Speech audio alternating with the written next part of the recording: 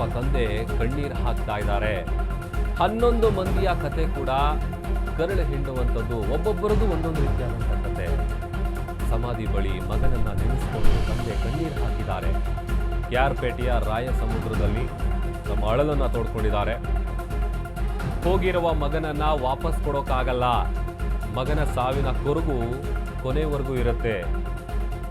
ಪುತ್ರ ಶೋಕಂ ನಿರಂತರಂ ಅಂತಾರಲ್ಲ, ಆ ಥರ ಪೂರ್ಣಚಂದ್ರನ ನೆನಪಿನಲ್ಲಿ ನಾನು ಕಾಲ ಕಳೀತೀನಿ. ನಮ್ಮ ಮನೆಗೆ ಪೂರ್ಣಚಂದ್ರ ಆಧಾರ ಸ್ತಂಭ ಆಗಿದ್ದ. ನೂರಾರು ಕನಸನ್ನ ಕಟ್ಕೊಂಡಿದ್ವಿ. ಪುತ್ರನನ್ನ ಕಳೆದುಕೊಂಡು ಆ ಕಷ್ಟ ಇದೆಯಲ್ಲ, ಅದು ಯಾವ ಶತ್ರುಗೂ ಕೂಡ ಬರಬಾರ್ದು.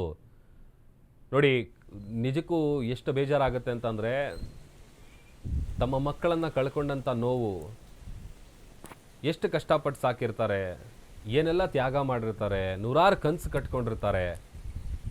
ಆಮೇಲೆ ತಂದೆ ತಾಯಿಗಳು ಬದುಕಿದ್ದಾಗ ಮಕ್ಕಳು ತೀರೋದ್ರೆ ಈ ಥರ ಆ ನೋವಿರುತ್ತಲ್ಲ, ಅದು ಕೊನೆಯವರೆಗೂ ಕೂಡ ಅವ್ರನ್ನ ಕಾಡ್ತಾ ಇರುತ್ತೆ. ಈಗ ಆಲ್ರೆಡಿ ಘಟನೆ ನಡೆದಿದೆ. ಘಟನೆಯ ಸಂಬಂಧ ಕೇಸ್ಗಳು ರಿಜಿಸ್ಟರ್ ಆಗಿದೆ. ಒಂದು ಕಡೆ ತನಿಖೆ ನಡೀತಾ ಇದೆ. ಮತ್ತೊಂದು ಕಡೆ ಮಂಡ್ಯದ ರಾಯಸಮುದ್ರದಲ್ಲಿ ತಮ್ಮ ಮಗನನ್ನು ನೆನಪು ಮಾಡಿಕೊಂಡು ಕಣ್ಣೀರು ಹಾಕ್ತಾ ಇದ್ದಾರೆ ತಂದೆ ತಾಯಿಗಳು. ಯಾರಿಗೂ ಕೂಡ, ಯಾವ ಶತ್ರುಗೂ ಕೂಡ ನಮ್ಮ ಈ ಕಷ್ಟ ಬರೋದು ಬೇಡ. ಯಾಕಂತಂದರೆ ಆಗಲ್ಲ, ಡೈಜೆಸ್ಟ್ ಮಾಡ್ಕೊಳ್ಳೋದು ಭಾಳ ಕಷ್ಟ. ಹೇಗೆ ಕಣ್ಣು ಮುಂದೆ ಆಡ್ಕೊಂಡು ಬೆಳೆದಂಥ ಮಕ್ಕಳು, ಕಷ್ಟಪಟ್ಟು ಸಾಕಿದಂಥ ಮಕ್ಕಳು ಈ ಥರ ಮೃತಪಟ್ಟಿದ್ದಾರೆ ಅಂತ ಅಂದರೆ ಅದನ್ನು ಜೀರ್ಣಿಸ್ಕೊಳ್ಳೋದಕ್ಕೂ ಕೂಡ ಸಾಧ್ಯ ಆಗಲ್ಲ. ಆಧಾರ ಸ್ತಂಭ ಆಗಿರ್ತಾರೆ, ನೂರಾರು ಕನಸನ್ನು ಕಟ್ಕೊಂಡಿರ್ತಾರೆ.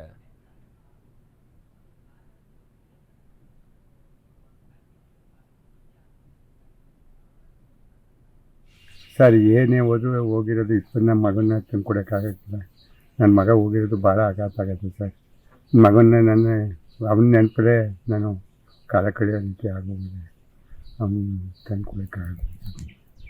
ಆ ಥರದಲ್ಲಿ ನಮಗೆ ಒಂದು ಆಧಾರ ಸ್ತಂಭ ಸರ್ ಅವನು ಆಗಿದೆ ಅವನಿಗೆ. ಈಗ ನಾವು ಅದೇ ಚಿಂತೆಯಲ್ಲಿ ಈಗ ಇದು ಮಾಡ್ತಾಯಿದ್ದೀವಿ. ನಾವು ಏನೂ ಮಾಡೋಕ್ಕಾಗ್ತದೆ. ನಮ್ಗೆ ಆಧಾರ ಆಗಿದ್ದು ಈಗ ನಾನು ಎದ್ದು ಏನೂ ಕೆಲಸ ಮಾಡೋಕ್ಕೆ ಆಯ್ತಾಯಿಲ್ಲ. ನಮಗೆ ಅವನು ಹೋದಾಗಿಲ್ಲ, ಏನು ಮಾಡೋಕ್ಕಾಗ್ತದೆ.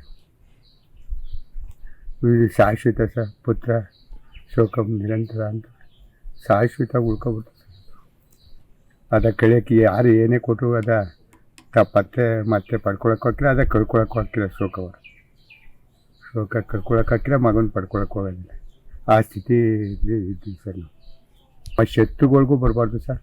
ನಮ್ಮ ಈ ಥರ ಯಾವ ಮನುಷ್ಯರಿಗೆ ಬರಬಾರ್ದು ಇಂಥ ಕಷ್ಟ ಅನಿಸ್ತದೆ ಸರ್. ನನಗೆ ಅನ್ನಿಸ್ತಾ ಇದೆ ಈಗ ಸರ್. ಏನೇ ಹೋಗಿ